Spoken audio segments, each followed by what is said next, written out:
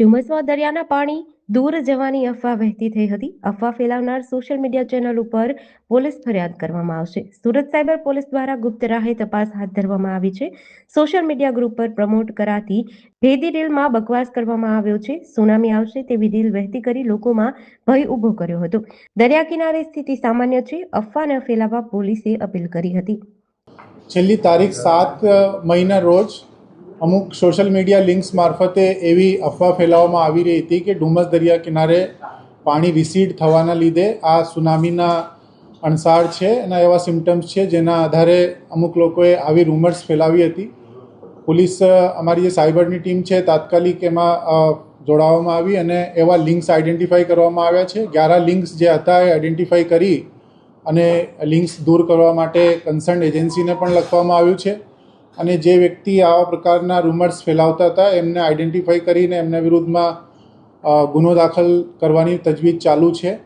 એક આઈડેન્ટિફાઈડ થયેલું માણસ જેનું નામ શુભમ અશોક જાંગીર છે એ બેસિકલી રાજસ્થાનથી બિલોંગ કરે છે.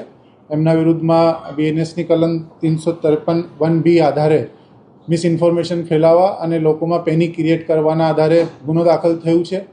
આપના મારફતે હું એક વિનંતી કરવા માગું છું કે આવી કોઈ પણ પ્રકારની ન્યૂઝને આગળ ફોરવર્ડ ના કરવામાં આવે અને આ બધી જ ર્યુમર્સ જે છે બેસલેસ અને મિસઇન્ફોર્મેશન છે. આવી કોઈ પણ બાબત થયેલ નથી અને આ એકદમ સત્યથી વિપરીત છે કેમ કે આ એકદમ નેચરલ ફિનોમિના છે જે પાણી હાઈ ટાઈડ થાય ત્યારે ઉપર આવી જાય છે, લો ટાઈડ થાય ત્યારે પછી પાણી પાછળ જતું રહે છે.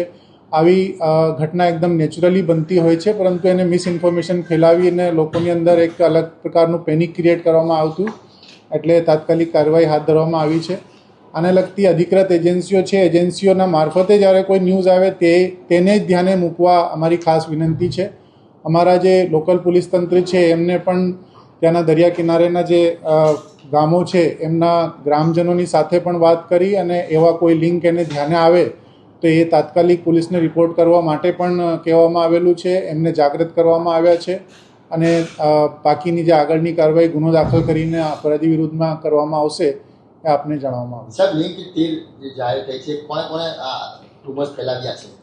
અમુક લિંક્સ જે છે એ જાતે ક્રિએટ કરવામાં આવી હતી, અમુક લિંક્સ જે ફોરવર્ડ કરવામાં આવી હતી. એટલે 11 લિંક્સ અત્યાર સુધી અમે મેટામાં રિપોર્ટ કર્યા છે જે હટાવી દેવામાં આવેલા છે અને જે મૂળ રૂપથી સૌથી પહેલાં અને વધારે પડતી લિંક પ્રસારિત થઈ હતી જેમાં એ વિરુદ્ધ મેં જે કીધું આપને એક આરોપીના વિરુદ્ધમાં ગુનો દાખલ કરીને આગળની કાર્યવાही કરી है. ये बेसिकली राजस्थान के करौली राजस्थान का रहने वाला है और इसका जो है इंस्टा आईडी है वो शुभू करके एक इंस्टा आईडी है वो आइडेंटिफाई किया गया है और उसी में आगे कार्रवाई चल रही है. લોકો ગભરાયેલા છે, લોકોને શું અપીલ પોલીસને? મારી આપના મારફતે ખાસ વિનંતી છે કે તમામ લોકોને કોઈ પણ પ્રકારની ગભરાટ રાખવાની જરૂર નથી, કોઈ પણ પ્રકારની ર્યુમર્સના ભરોસો કરવાની જરૂર નથી.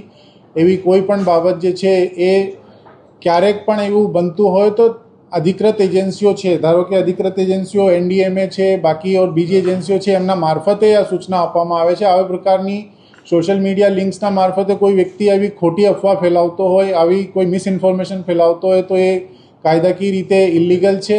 એમના વિરુદ્ધ ગુનો બને છે, એમના વિરુદ્ધ ગુનો દાખલ થઈ પણ રહ્યો છે.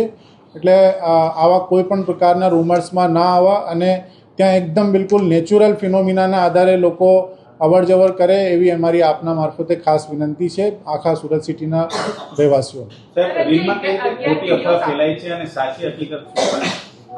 ખોટી હકીકત બેસિકલી જ્યારે લો ટાઈડના હાઈ ટાઈડની પરિસ્થિતિ પેદા થતી હોય ત્યારે હાઈ ટાઈડમાં પાણી ઉપર આવી જતું હોય છે અને લો ટાઈડના દરમિયાન પાણી ઘણું અંદર રિસીડ થઈ જતું હોય છે.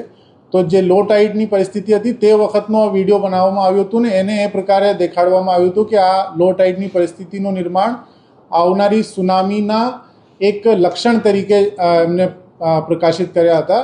એ પ્રકારે એક મિસઇન્ફોર્મેશન અને રૂમર ફેલાવવાનો પ્રયાસ કર્યો હતો. આ ખરેખર અનનેચરલ છે કેમ કે આ સામુદ્રિક પરિસ્થિતિના પ્રમાણે આ હાવ એકદમ નેચરલ પરિસ્થિતિ છે. લો ટાઈડ થાય ત્યારે પાણી રિસીડ થઈ જાય છે અને હાઈ ટાઈડ થાય ત્યારે પાણી ઉપર આવી જ જાય છે અને એવી કોઈ પણ પ્રકારની ઘટના ક્યારેક કોઈ અધિકૃત એજન્સી દ્વારા પણ પ્રકાશિત કરવામાં આવી નથી. આ પોતાની મનગઢંત સ્ટોરીને વધુ પડતું પ્રચાર મેળવવાના ઈરાદેથી અને લોકોમાં મિસઇન્ફોર્મેશન ફેલાવવાના ઈરાદેથી રૂમર પ્રસારિત કરવામાં આવી હતી. હું એક વખત ફરી આપના મારફતે રિક્વેસ્ટ કરું છું તમામ સુરતના રહેવાસીઓ દ્વારા ને કે આ હાવ એકદમ સેફ છે, ત્યાં ડુમસના દરિયા કિનારે એ લોકો જાય, માણે અને કોઈ પણ પ્રકારની એવી અફવાનો ઉપર ધ્યાન નહીં આપે. જેડીસી ન્યૂઝ સાથે સુનિલ ગાજાવાલા, સુરત.